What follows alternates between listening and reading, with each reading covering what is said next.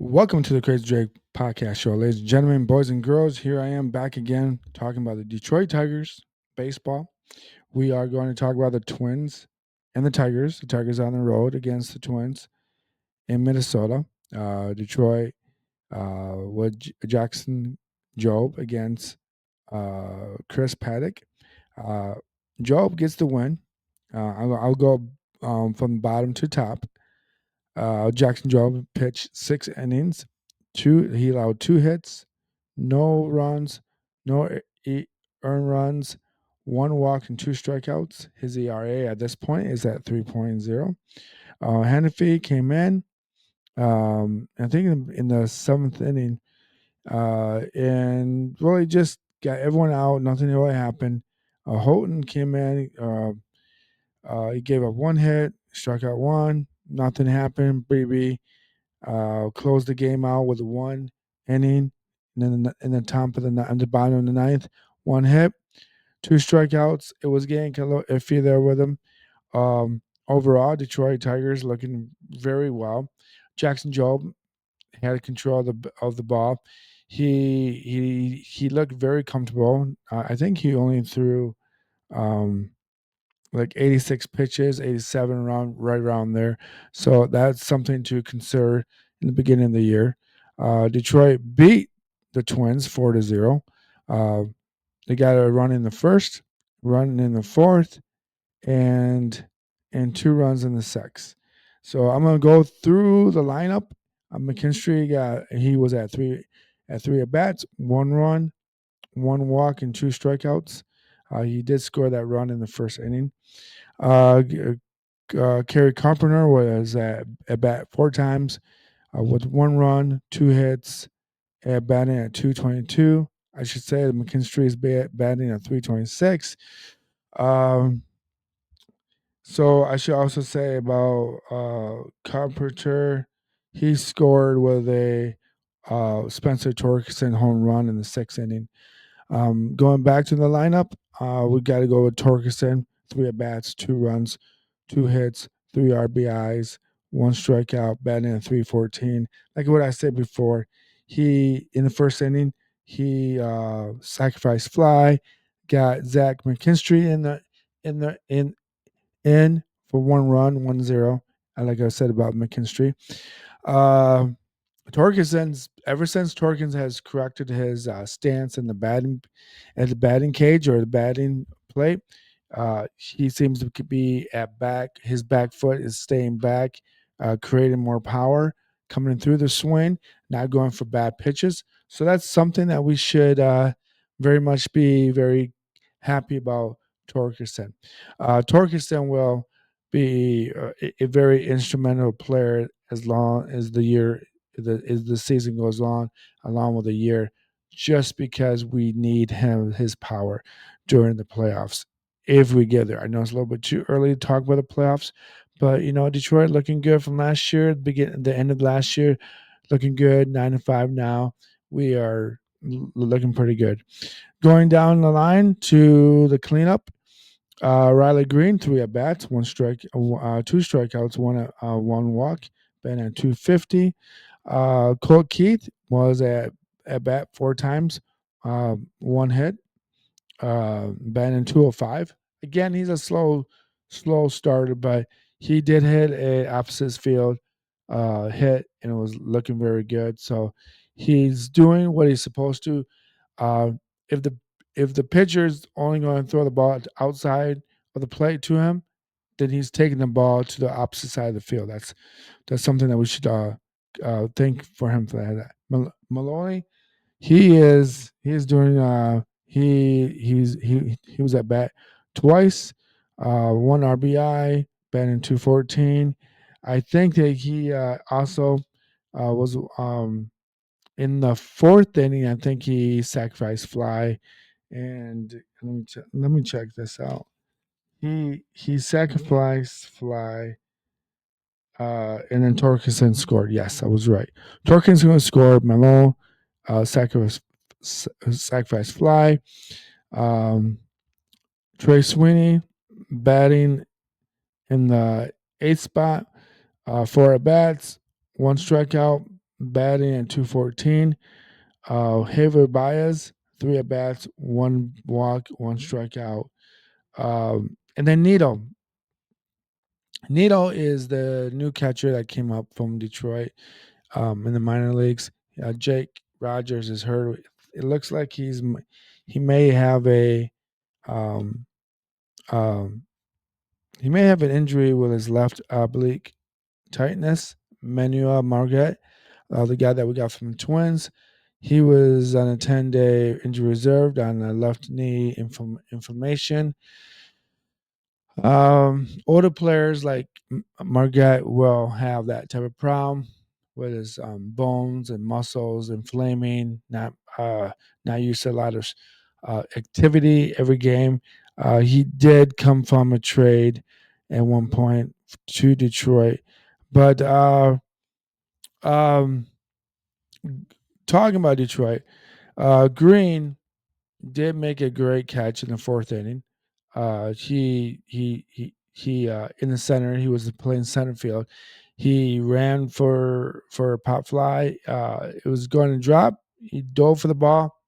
Great defense. Don't want to get the other team moving and running. Activity going on the other team. So Green did something that most stats won't pick up. Um, but Jackson Job looked like he had everything in control. Um, that's looking great for Detroit. Moving on from Detroit to the Masters, the PGA Masters, folks. I got to talk about the PGA.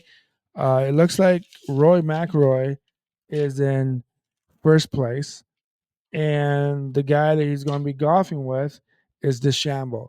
So DeChambeau, McIlroy, PGA versus Live Golf. I did notice that yesterday and the weekend on ESPN, Thursday and Friday on ESPN, even though DeChambeau was doing all right, they didn't televise any of his activities, any of his stuff until maybe towards the end of the program. But that is something that you can consider about the competition between Live and Golf.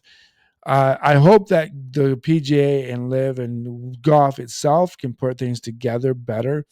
I don't like the idea that this is turning into a boxing belt uh, system where the belts we have the WBC, the IBF, and there's and then the other belt, and that and having 3 divisions in one belt to be a champion is ridiculous in my opinion, especially for a heavyweight champion. But for Golf, if they keep continuing to divide Golf and to Live against PGA, even though the broadcasters didn't say nothing about it, I felt like it was a little bit too much like that in the beginning. DeChambeau, um, I will say this: DeChambeau played really well. He is one of those golfers that believe in the system where he has all his golf clubs to be the same length. He believes in that idea of doing that because he believes that it will create a more of a good habit to understand that you have to hold the club the same position, the same length, and swing the same type of power. And the golf club and the ball would do the same thing, which I do agree with him, but I sometimes disagree with him because at times when he's close to uh, the hole, if he's in the bunker or just off the green, I think it would help him to allow the shorter clubs do this work better than the longer clubs. I feel like the longer clubs, you can't really maintain the control of the club. If it's a shorter club with the shorter irons, I think that you create better control of the club. My opinion, tell me I'm wrong. Please tell me I'm wrong. I'm not a professional golfer. I'm just a guy that's doing this vlog thing about sports. But let's go around. Well, let's go with Rory McIlroy. First round 77, second round 66, third round 66.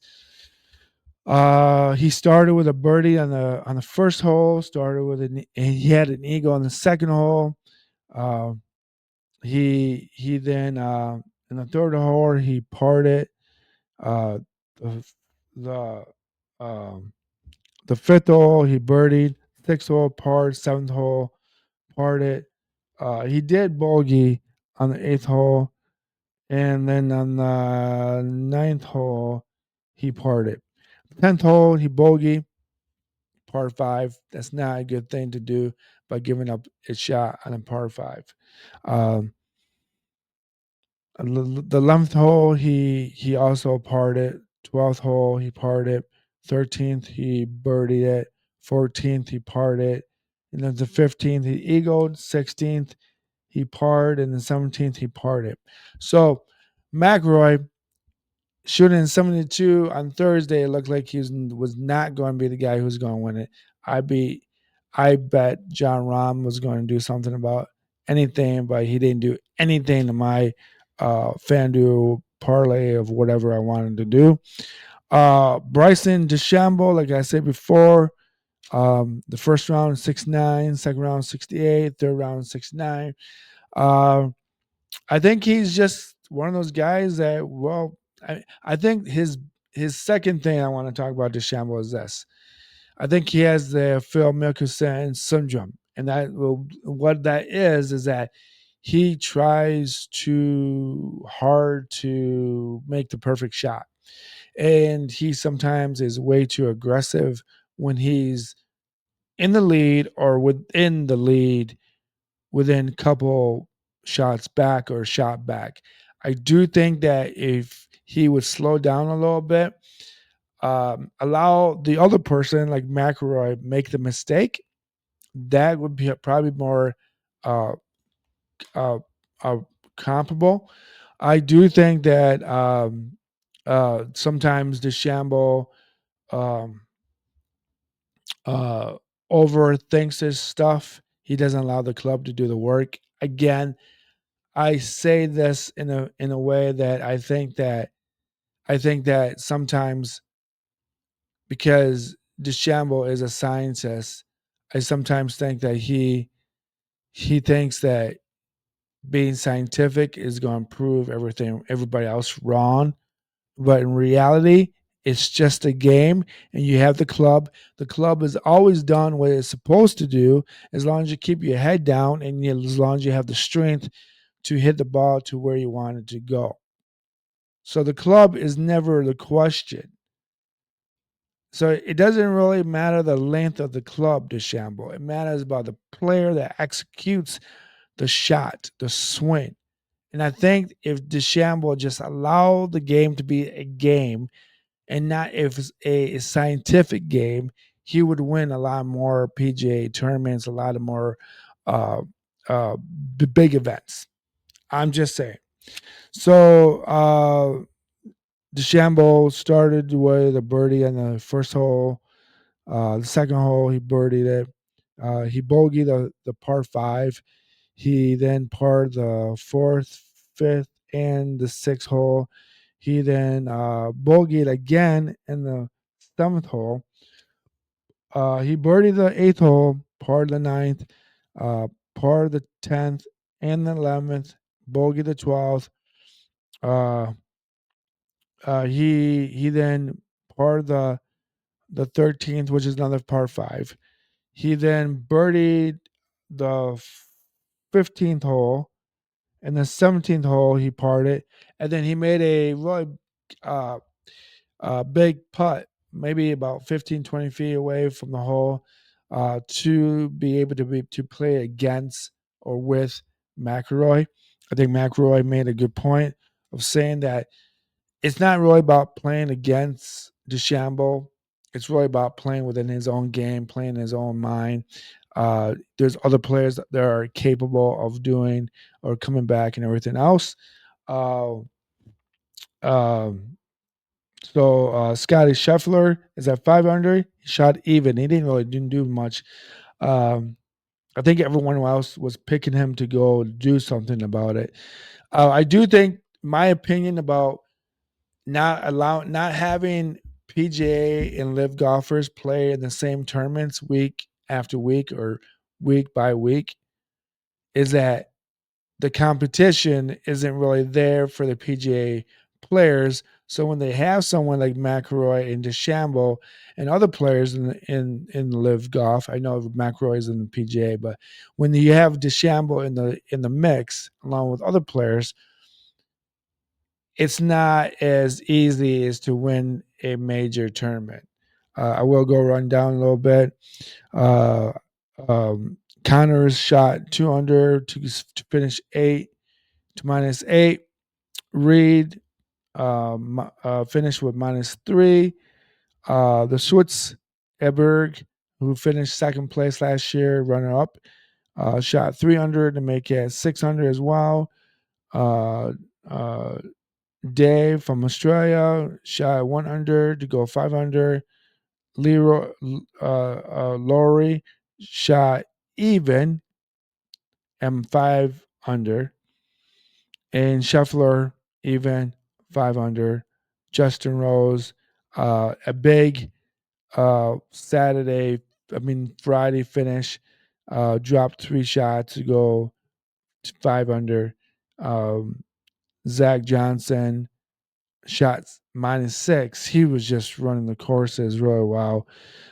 If you go through his stats, if you go through, let me go back.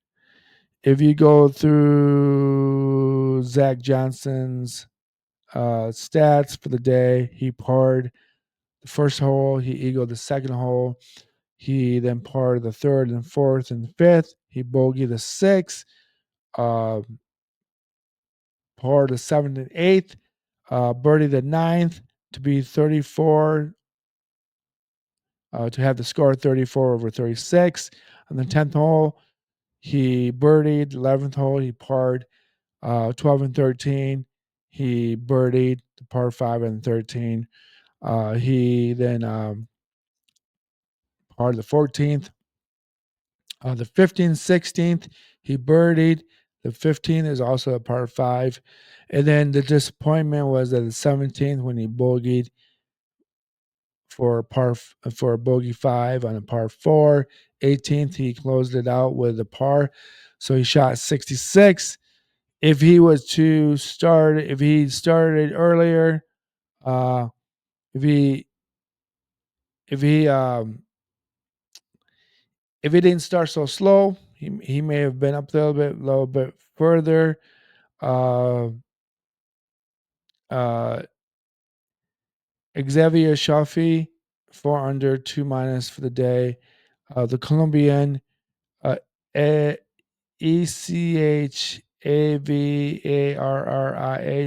Echevarria shot 3 under for the day to make it 4 under. Um, uh, Mokuama, he shot 300 to make even. Again, Victor Holland, I thought that he was going to be a better player by the time at this point in his career. I thought he was a couple years ago when I saw him, I thought he was going to be great. He did shoot 300 to go 1+, but that's something that we have to just kind of look at. John Rahm, even score, -2, didn't move at all.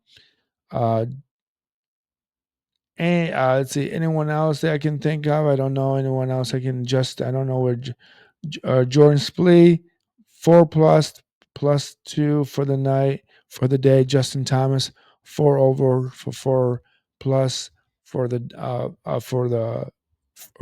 round. Justin Thomas and Jordan Spieth, I think they're maybe overdue. I think they're maybe be done. I don't know what to tell you, folks. But stay tuned. I'm going to try to do more podcasts about Detroit Tigers. It is not easy doing a podcast about the Tigers because if you work full time and you have to miss games, it hurts me. I have to do a recap of the games. And there you go, folks. I'll talk to you soon.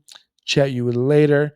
Enjoy the podcast. I hope, or the vlog. You can follow me on Facebook. You can find me on YouTube, Patreon. You can find me on Spotify. You can find me on Apple Podcasts, anywhere you can download podcasts. peace, love, and be a good sport. Just because your team loses or wins, don't be a prick. There you go, folks. I'm out of here. Peace. Good night.